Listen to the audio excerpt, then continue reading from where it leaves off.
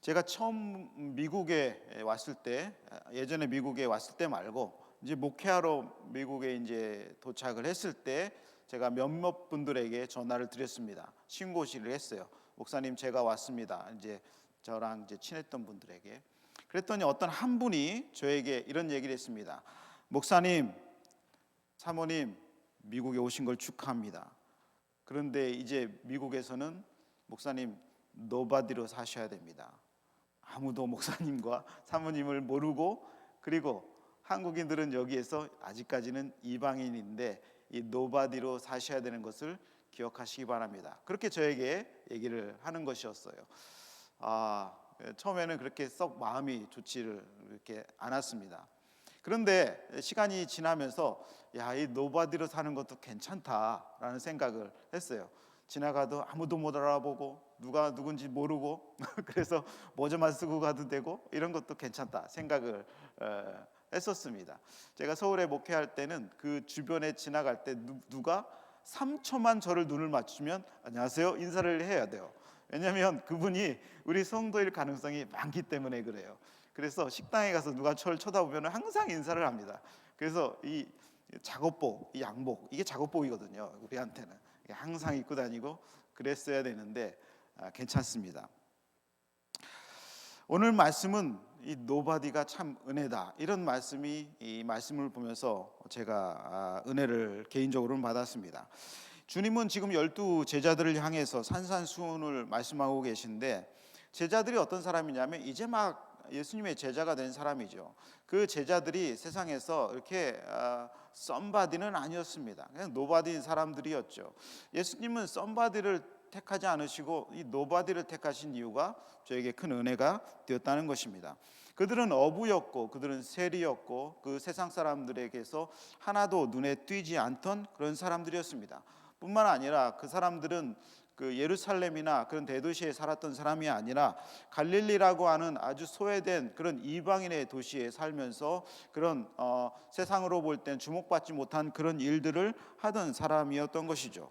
그 사람들은 권세도 없었고 재물도 없었고 어떻게 보면은 그 일에 대해서 엄청난 지식이 있는 탑 클래스의 사람들도 아니었던 것입니다. 그 존재는 언제나 노바디였던 존재였던 것이죠. 그러니까 성경을 쭉 읽다 보면 하나님의 사람들은 언제나 노바디인 사람들이 등장을 하는 것입니다. 무명이었고 이름이 없는 사람들을 들어 쓰신다는 것 사실을 성경 전체를 보면 알 수 있는 것입니다. 예수님은 이 노바디였던 제자들에게 이렇게 얘기하시죠. 너희는 세상에 뭐라고요? 소금이라, 그렇게 얘기를 하시는 것입니다. 지금이야 흔하지만 그 당시에 소금은 너무 귀한 것이었습니다. 소금을 월급 대신 줄 정도였으며, 돈은 인플레이션이 심해가지고 뭐 한 달에 뭐 몇 달 뒤에는 그 돈의 값어치가 떨어지지만 소금은 값어치가 올라가기 때문에 이 월급으로 소금을 주는 것이었어요. 그러니까 사람들이 좋아했던 것이죠. 사하라 사막을 지나는 그 대상들 있잖아요. 낙타 수십 마리를 끌고 가는 대상의 주요 교역품은 황금, 그리고 노예, 그리고 소금이었습니다. 그러니까 노예를 끌고 가고 황금을 싣고 가고 중요한 소금을 가져갔던 것이죠. 실제 12세기에는 소금이 가나에서 금값과 동일하게 저울에 재어져서 교환되기도 했습니다.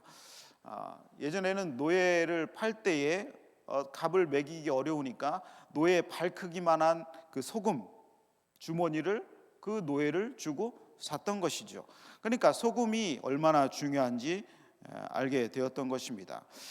세상에 70억 명이라는 인구가 살고 있지만, 그리고 여전히 이 미국이라는 땅에서 뭐 여러분은 안 그러실지 모르지만 저는 아직까지 노바디로 살아 있는 이런 비주류 인생이지만, 예수님이 뭐라고 얘기하시냐면 너희가 소금이다라고 얘기를 하시는 거예요. 언뜻 이해가 되지는 않죠. 그러니까 설교 준비할 때 묵상을 많이 합니다. 왜 예수님이 우리를 향해서 소금이라고 했을까? 그런 것입니다.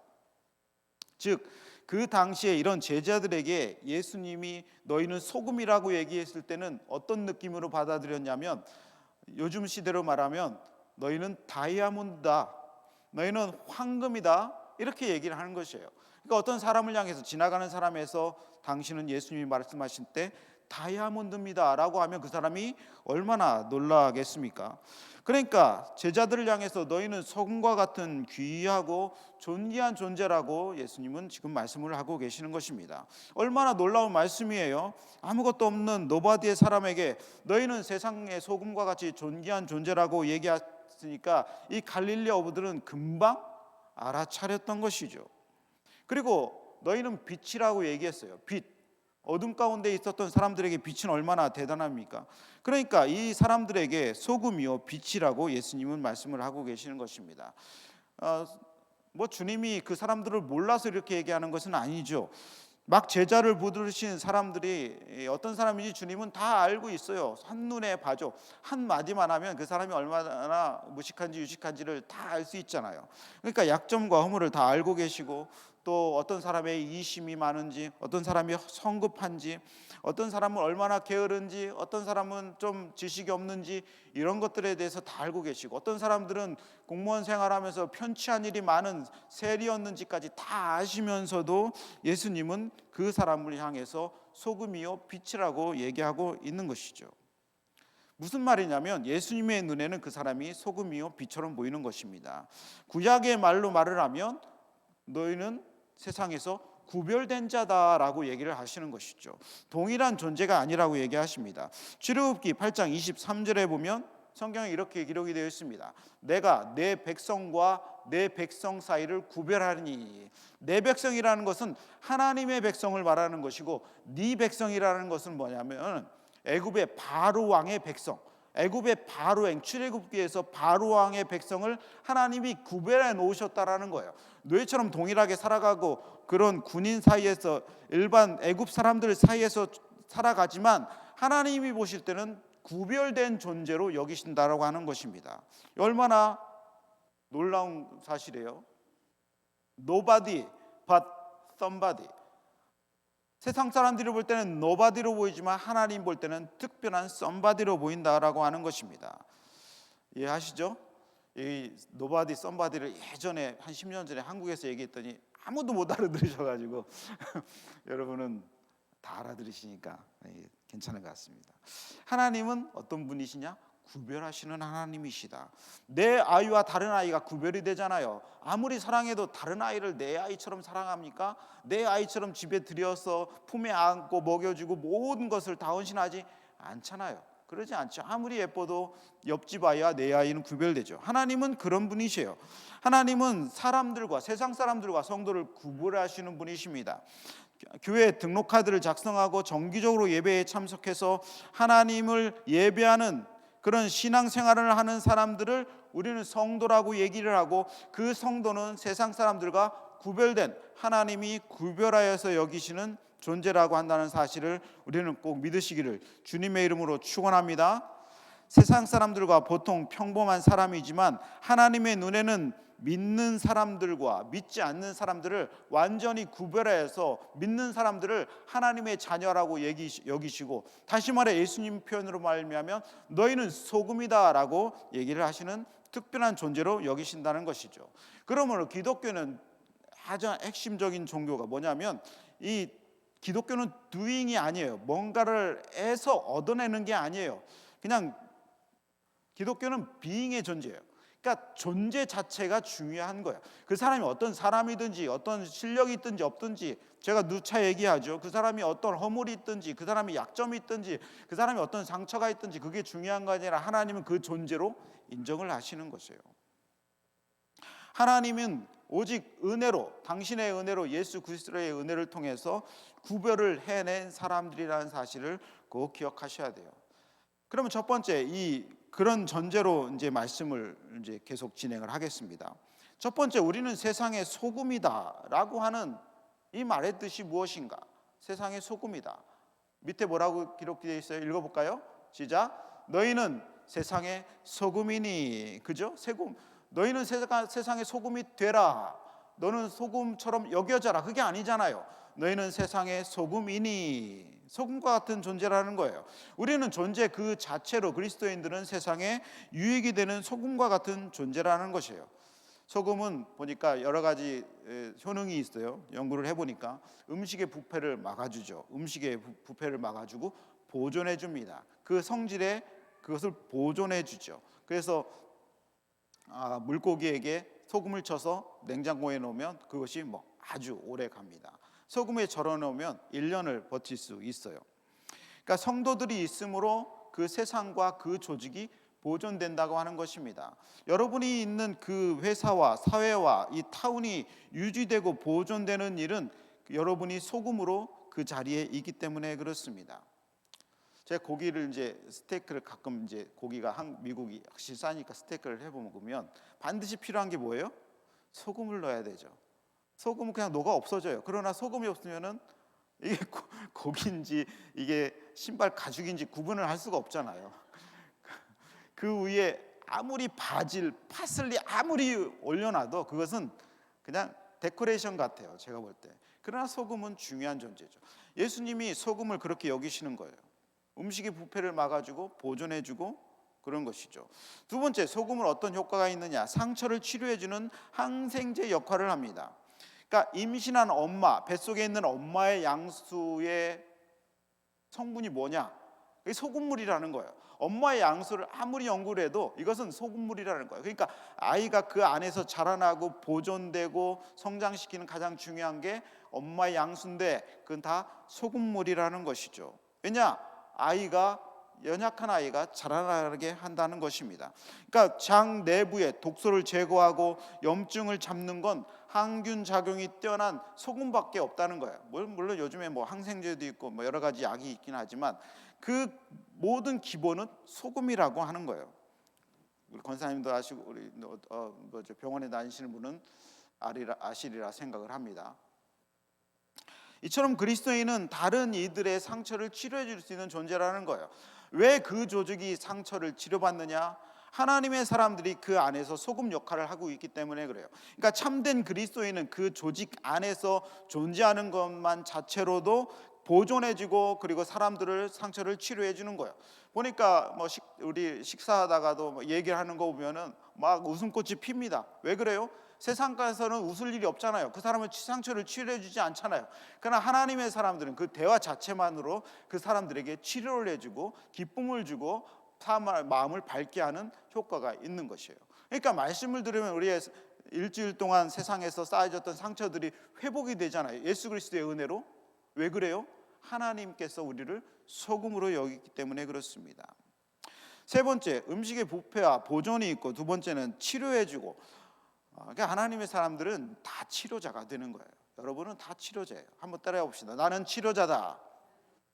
나는 치료자다. 그렇게 생각을 하셔야 돼요. 소금이기 때문에 그렇죠. 세 번째, 소금은 맛을 내는 아주 중요한 재료가 되는 것이죠. 이 salt. salt라는 말은 제가 영어 사전을 쭉 찾아보니까 중요한 단어로 쓰이는데 이 salt라는 단어가 들어가면 사람에게 생기를 주다, 힘을 불어 넣어주다라고 해요. 그러니까 이 salt 밑에 단어가 이 seasoning이라는 단어가 있는데 seasoning에는 주요 재료가 소금이잖아요. 그러니까 사람들에게 맛을 주는데 어떤 맛을 주느냐? 생기를 불어넣는 그런 조미료와 약간하는 시즈닝과 같은 역할을 한다는 거예요. 그러니까 아무리 생각해도 세상이 만나고 세상이 즐겁고 세상이 그래도 부패하지 않고 이렇게 막아지는 이유는 그리스도인들이 소금처럼 모든 곳에 모든 조직과 가정과 회사와 이곳에 있기 때문에 그렇습니다. 그 조직에 그리스도인들이 없다면 그 조직은 완전히 부패에 있어서 살아남지 못할 것입니다. 그러니까 중세 암흑기 1500년부터 1500년 그 종교개혁 일어나기 전까지의 그 중세 1000년이 암흑기라는 이유는 뭐냐면 참된 기독교인이 거의 없었기 때문에 그렇습니다. 전 세계에 카톨릭이 기독교라고 분류되긴 하지만 참된 기독교는 아니죠. 그러면 그 시대에 세상에 빛이 되어야 되고 소금이 되어야 되는데 그러진 않았죠. 1500년 종교개혁이 일어나면서부터 지금까지 세상에 빛이 되고 세상에 사람들이 살만해진 세상이 된 이유는 그때 종교개혁 이후로 그리스도인들이 나타났기 때문에 그렇습니다. 하루는 신실한 집사 부부가 대판 싸웠어요. 아주 대판을 싸워가지고 이혼을 하겠다고 전화가 왔습니다. 목사님에게 전화가 온 거죠. 저에게 전화 온 건 아니에요. 제 얘기는 아닙니다. 목사님이 부랴부랴 갔어요. 이혼한다니까 신실한 집사부부가 가서 앉혀놓고 이혼 사유를 들어보니까 어이가 없는 거예요. 싸운 이유가 감자 때문이에요. 감자, 찐 감자를 쪄놨는데 뭐에 찍어 먹어야 되느냐 이거를 갖고 싸움이 난 거예요. 그러니까 나는 호남 사람이기 때문에 설탕을 찍어 먹어야 된다. 우리 엄마가 설탕을 찍어 먹으라 그랬다. 아니다 남편. 나는 경상도 사람이기 때문에 소금 찍어 먹어야 된대. 우리 아버지가 소금에 찍어 먹으라 그랬다. 그래가지고 소금 갖고 와라 설탕 갖고 와라 하다가 도저히 못 살겠다. 나는 설탕 찍어 먹는 사람하고 살겠다. 해가지고 이혼하고 나는 소금 찍어 먹는 사람하고 살겠다. 해가지고 이혼하자 그래서 목사님에게 전화한 거예요. 그래서 목사님이 뭐라고 그랬게요? 저는 강원도 사람이라 고추장에 찍어 먹습니다. 그렇게 얘기를 했다는 거예요. 소금이 중요합니다. 이렇게 이혼할 정도로 소금이 중요한 얘기죠. 저는 미국에 와서 소금에도 찍어 먹지 않고 설탕에도 찍어 먹지 않고 고추장에도 찍어 먹지 않고 사워크림 발라가지고 먹습니다. 사워크림 얼마나 맛있는지.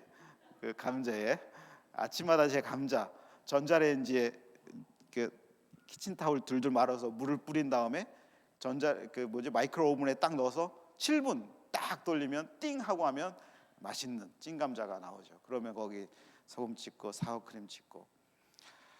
그러니까 소금이 얼마나 중요하고 귀한 존재입니까?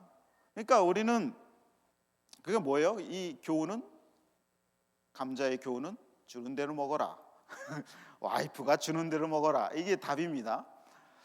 그러니까 이 소금과 같은 존재 중요하죠.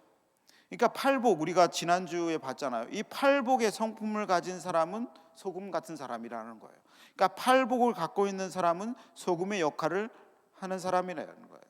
그러니까 팔복이 중요한 것이죠. 이 팔복을 가진 소금과 같은 하나님의 백성들이 없다면 세상은 마치 소금이 없는 음식처럼 온갖, 그리고 맛이 없고, 그리고 온갖 악으로 부패하고 치료가 없는 상처만 가득한 지옥과 같은 세상이 되고 말 것입니다. 주님이 이렇게 우리에게 경고도 하시죠. 마태복음 5장 13절에 보면 소금이 그 맛을 잃으면 무엇으로 짜게 하리요? 후에는 아무 쓸데없어 다만 버려져 사람에게 밟힐 뿐이니라. 그러니까 소금이 맛을 잃는다는 것은 뭐예요? 우리가 세상에 나아가서 삶을 살 때 세상 사람들이 우리에게 유혹을 하는 거예요. 뭐 그리스도인이라고 뭐 그렇게 대단하냐?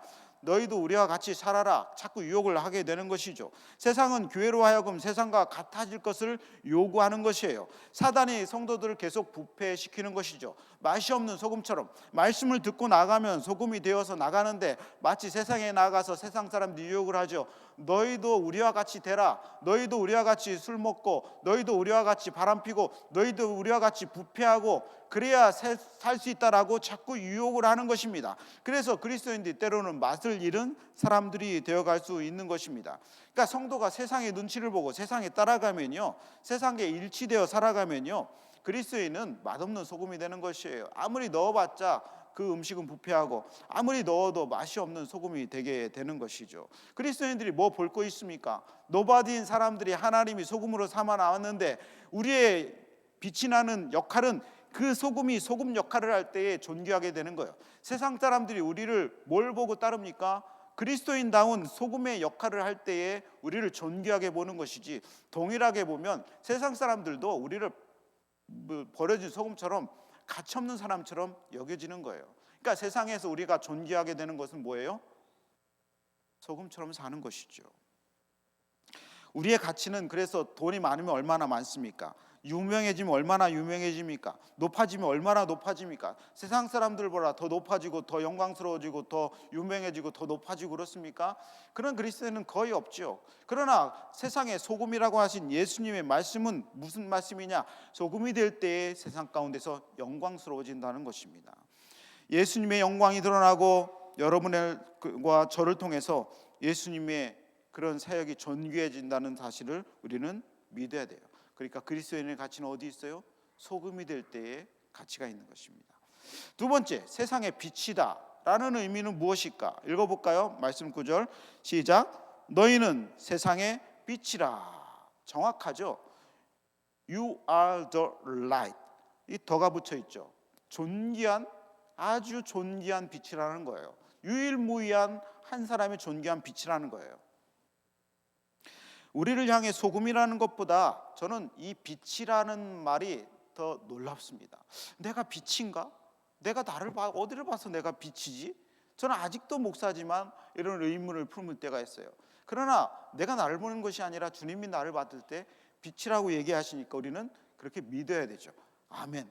이렇게 해야 되죠. 안병국 목사야, 너는 빛이야 라고 했을 때 아니에요, 뭐 제가 무슨 빛이에요, 이렇게 하는 것이 아니라 맞습니다 주님, 제가 빛입니다, 이렇게 받아들이는 것은 너무나도 중요합니다. 우리는 주목하는 사람들이 뭐예요? 라이트, 이런 빛을 주목하는 것이 아니라 스타를 주목하죠. 스타, 하늘에 떠 있는 스타. 텔레비전만 틀면 스타가 나오고 유튜브만 틀면 스타가 나오고. 그러나 예수님은 너희는 스타야 라고 얘기하지 않으셨어요. 너희는 빛이야 라고 얘기했어요. 그러니까 세상을 이끌어가는 밝게 비추는 사람들은 누구냐면 스타가 아니에요. 저 대통령이나 저런 사람들도 훌륭한 사람이고 멋진 사람이긴 하지만 저 스타나 연예인이나 정치가나 이런 사람들이 예수님 편에서 볼 때는 그 사람이 세상을 비추는 빛이 아니라는 것이죠. 우리는 그 사람들을 존경하고 멋지다고 생각하지만 실상은 그렇지 않은 거예요. 누가 세상을 비춥니까? 라이트, 빛이 세상을 비추는 것이죠. 여기 아무리 스타가 있어도 예배당이 화납니까? 빛이 있으니까 화나게 되는 것이죠. 하늘을 보면 하늘이 깜깜하잖아요. 빛이 수억 개 있어도 지구를 비춰주지 못합니다. 하늘에 있는 태양, 달, 빛이 있어서 우리가 밝게 되는 것이죠. 아무리 저 높이 떠 있는 스타가 아무리 빛을 비춰도요, 길거리에 있는 가로등 하나 못합니다. 저 빛이 아무리 가로등 다 꺼져 있으면 우리는 길을 갈 수가 없게 되는 것이죠. 그러니까 예수님의 제자가 빛이 되는 이유는 우리를 통해서 세상의 빛이 비춰지기 때문에 그렇습니다. 그렇다고 아무나 빛이 되나요? 예수님이 내 안에 계셔서 그리스도와 연합되어 있는 사람만 빛이라고 얘기를 하는 것이죠. 구별된 존재, 예수님이 내 안에 있어서 예수님과 항상 연합되어서 살아가는 있는 존재가 빛이라고 얘기하는 것입니다. 태양과 같은 예수님이 내 안에 들어오셔서 내가 빛이 되는 것이죠. 그러니까 예수님 믿는 사람만 빛이 되는 것이지 길거리에 지나가는 아무 사람이 다 빛이 되는 것은 아니라는 것입니다. 에베소서 5장 8절에 이렇게 기록이 되어 있습니다. 너희가 전에는 어둠이더니 이제는 주 안에서 빛이라, 빛의 자녀들처럼 행하라. 옛날에는 예수 믿기 전에는 어둠이었다. 그죠? 예수 믿기 전에는 어둠이었는데 이제는 주 안에서, 예수 그리스도 안에서 뭐라고요? 빛이라. 예수 믿는 확실한 신앙 고백이 있는 사람은 다 빛이라는 얘기예요. 빛의 자녀들처럼 행할 수 있는 존재가 되었다는 것입니다. 빛은 어떤 존재입니까? 어둠을 몰아내죠. 성도들로 인하여 세상이 밝아지는 것입니다. 부패할 것을 막아주는 소금 역할뿐만이 아니라 그것이 빛이 나는 것이죠. 세상이 밝아지는 것입니다. 세상에 밝아지는 것이죠. 소금만 있고 빛이 없다면 세상은 어둠뿐일 것입니다. 부패하지는 않지만 그 음식을 찾아 먹을 수 있는 방법이 없잖아요. 세상에 드리워진 어둠이 성도의 빛으로 인해서 사라지는 것입니다. 성도는 존재만으로 세상의 빛이 되어 어둠을 물리치는 사람이라는 것입니다. 그러니까 이런 정체성을 가져야 되는 것이죠. 그 조직이 왜 빛이 되었느냐? 이 자신감 있게 생각하셔요. 내가 있어서 그렇다. 예수 그리스도를 믿는 내가 있어서 예수님이 나에게 은혜를 주셔서 이 조직이 빛이 되고 있다라고 생각을 하셔야 되는 것입니다. 가로등이 왜 많습니까? 가로등이 이 테르탄 브로드웨이 보니까 브로드웨이가 여기서부터 시작해가지고 저 맨하탄까지가 브로드웨이더라고요. 그래서 여기가 왜 브로드웨이인가 시작했더니 저 브로드웨이부터 시작해서 쭉 이 길이 브로드웨이더라고요. 너무 멋집니다. 우리 교회가 앞에 브로드웨이 앞에 있으니까. 그죠? 저 가로등이 브로드웨이까지 비칩니다. 예수 그리스도 한 사람이 다 그 자리에 있어서 그 길이 환하게 비춰지는 것입니다. 내 한 사람이 꺼져지면 그 주위는 얼마나 어두워요. 그러니까 내가 어디에 있든지 그 존재이기 때문에, 그 존재에 빛이 되는 존재이기 때문에 이 세상이 다 밝아지는 것이죠. 가로등이 다 어느 곳에나 있는 것처럼 말입니다.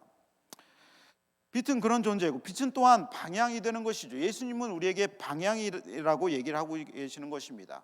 어둠 속에서는 길을 찾을 수가 없는 것이죠. 아무리 칠흑 같은 어둠이라도 작은 촛불 등대 하나만 있으면 그 길을 가게 되는 것입니다. 아무리 칠흑 같은 바다라도 등대 하나만 비춰져 있으면 그 배들이 다 등대 불빛을 따라서 항구로 들어오게 되고 그 등대 불빛을 따라서 바다로 나가게 되는 것이에요. 암초가 있는 이 근해 해안을 암초 없이 그 등대 빛을 따라서 가게 되는 것이죠. 세상 사람들은 어둠 속에 있기 때문에 인생의 길을 찾지 못합니다. 어디로 갈지 몰라요. 인생의 길이 어디로 가야 천국 가는 길인지, 어디로 가야 이게 복된 길인지를 세상 사람들은 알 방법이 없어요. 그러나 우리는 빛이기 때문에 우리가 가서 알려주는 것이죠. 저희가 전에는 어둠이었지만 예수 그리스도를 믿으면 당신은 천국으로 갑니다. 당신은 복을 받습니다. 당신은 은혜를 받습니다. 당신의 집안이 살아날 것입니다. 누가 비춰줍니까? 내가 비춰주는 것이죠. 하나님의 사람들이 그렇게 인생의 길을 비춰주는 것입니다. 세상 사람들이 어떻게 길을 찾냐면 작은 빛인 나를 통해서 예수님을 보게 되고 길을 찾게 되는 거예요.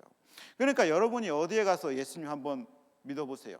예수님이 여러분을 사랑하십니다. 예수님이 여러분의 죄 때문에 십자가에 못 박혀 돌아가셔서 그 예수님을 믿기만 하면 천국에 인도받고 지금부터 새로운 지경이 열립니다라고 하는 그런 예수님의 길을 나를 통해서 보여지게 되는 것입니다. 하나님의 교회를 통해서 보여지게 되는 것이죠.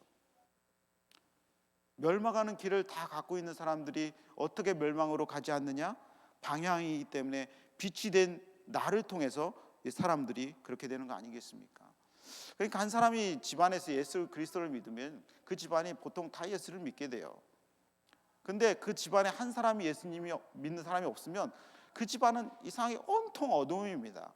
그러니까 그리스도인 작은 아이가 한 사람 들어가서 그 아이가 빛이 되는 것이죠. 제가 서울에서 목회할 때 작은 아이가 4살 아이가 있었는데 이 아이가 전도되어서 교회에 왔습니다.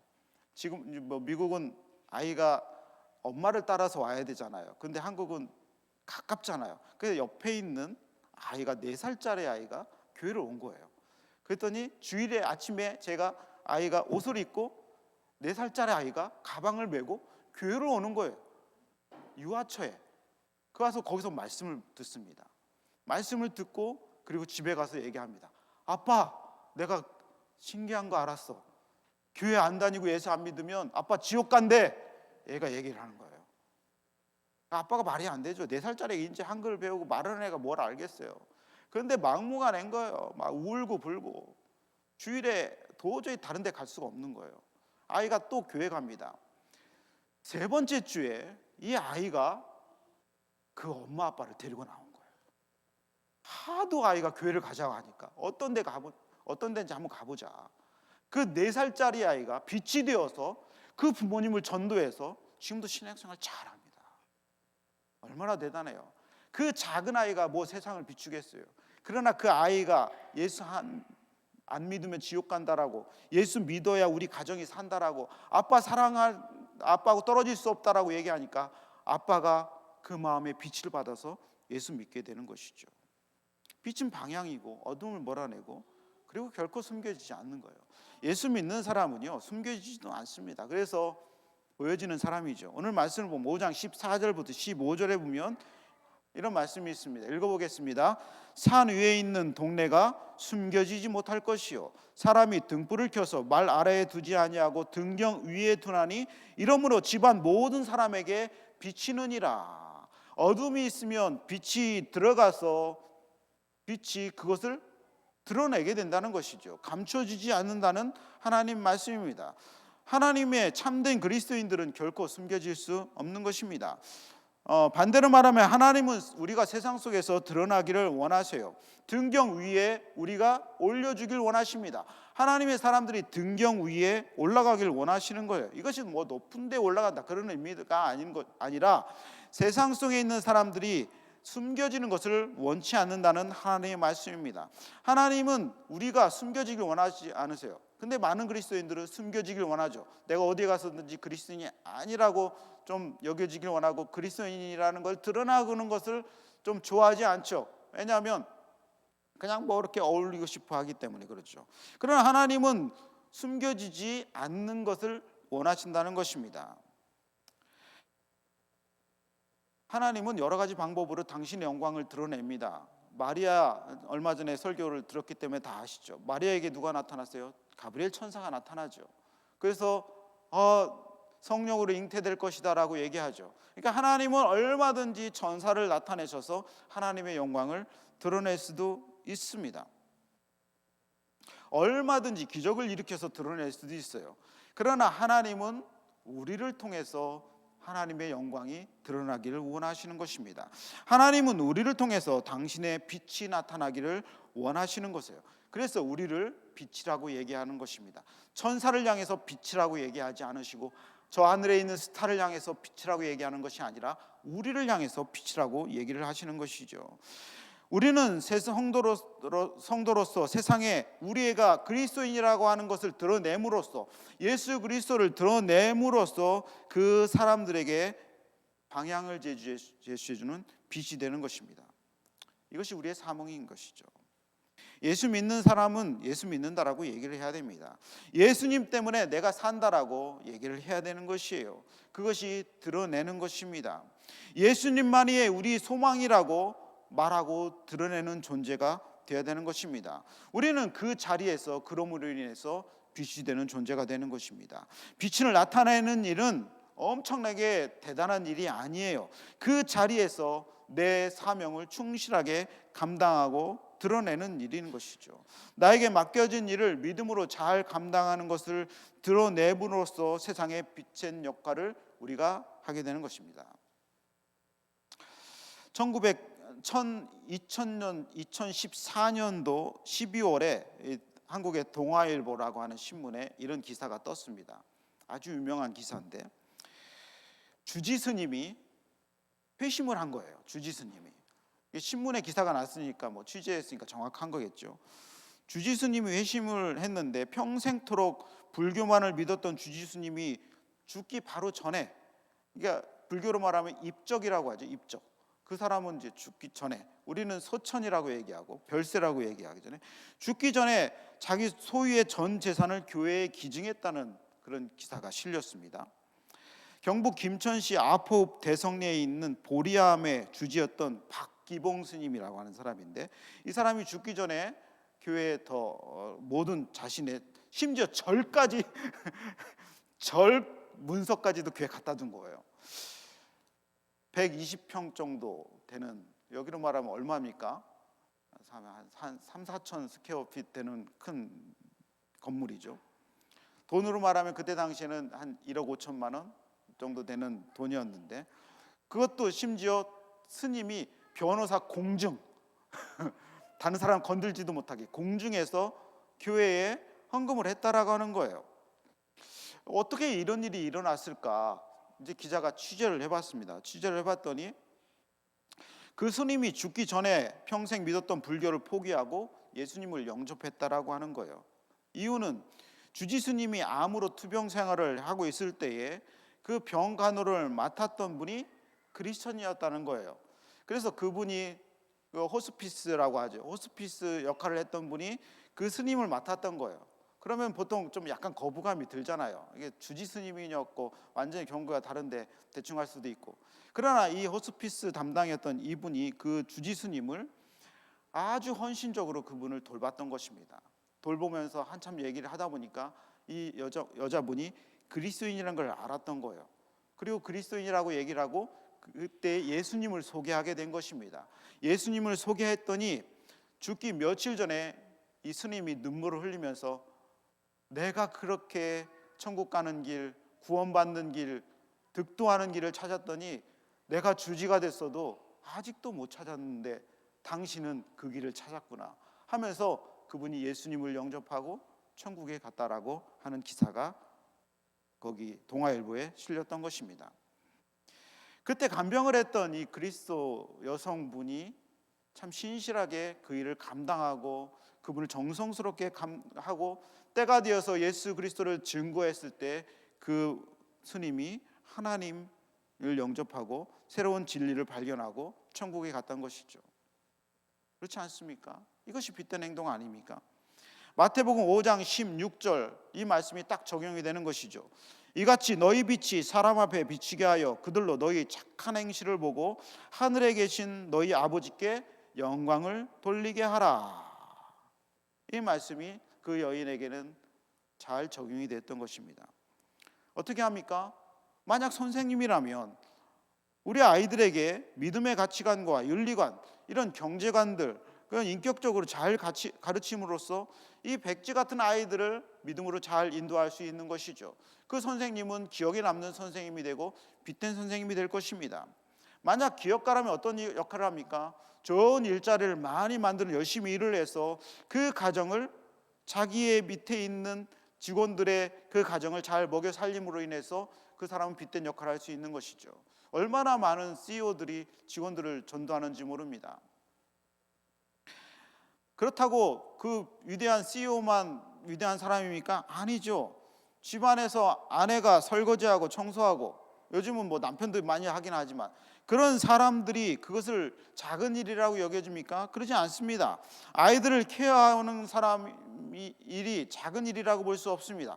남편이 하는 일들을 그 집안에서 잘 받쳐주기 때문에 그런 것 아니겠습니까? CEO보다 못한 사명을 가진 것은 결코 아니라는 것입니다. 한 어머니는 자녀를 훌륭한 정치가로 만들고 훌륭한 목회자로 만들고, 그리고 창조주 하나님을 드러내는 위대한 과학자로 만들어내는 것은 다른 사람이 아니라, 내가 볼 때는 아버지도 아니에요, 어머니인 것 같아요. 얼마나 위대한 일을 하는 것입니까? 그것은 빛된 자리를, 빛된 사람으로서 빛의 역할을 하고 있는 것입니다. 설교자는 마찬가지예요. 하나님 말씀을 잘 준비하고 전함으로써 하나님의 영광이 드러나게 되는 것이죠. 하나님을 잘 말씀을 아는 건축가가 있다면 그 건축가는 어떻게 빛된 역할을 합니까? 하나님 말씀대로 잘 들어서 그 말씀을 건축에 잘 방영하는 것이죠. 레위기에서는 이런 말씀이 있습니다. 이 난간귀라는 것이 있는데, 난간을 제대로 만들어라, 난간을 흔들리지 않게 만들고 지붕 위에 난간을 꼭 만들어서 사람들이 떨어지지 않게 하라라고 하는 말씀이 있습니다.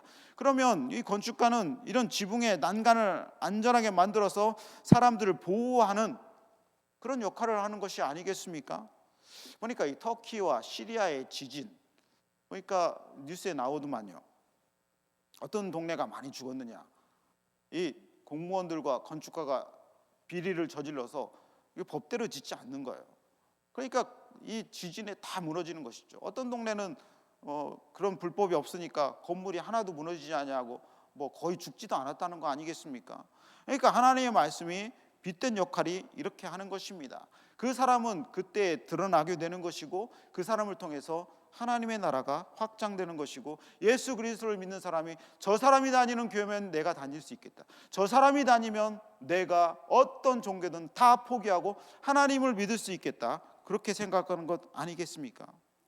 하나님은 우리가 처한 자리에서 빛이 되기를 원하시는 것이죠. 빛이 되라고 얘기하는 것이 아니라 빛이기 때문에 그 역할을 하면 되는 것입니다. 고난과 고통의 자리에서도 빛이 되고 소금이 되라고 우리에게 얘기하시는 이 말씀이 여러분에게 큰 은혜가 되기를 주님의 이름으로 축원합니다. 여러분은 잘하고 계시죠? 잘하고 계십니다. 잘하고 계시는 것을 소금이 맛을 잃어버리는 것처럼 그렇게 잃어버리지 마시고, 불이 꺼진 불처럼 그렇게 빛인지 아닌지 희미한 불이 되지 마시고, 하나님의 밝은 빛, 하나님의 그 짠 소금이 다 되어서 세상 가운데서 여러분을 통해서 예수 믿는 사람들이 많아지기를 주님의 이름으로 축원합니다. 결론을 맺겠습니다. 저는 우리 교회가 빛이라고 생각합니다. 우리 교회가 저는 소금이라고 생각을 합니다. 이 테리타운과 슬리피할러, 웨체스터가 왜 하나님의 복 가운데 있느냐?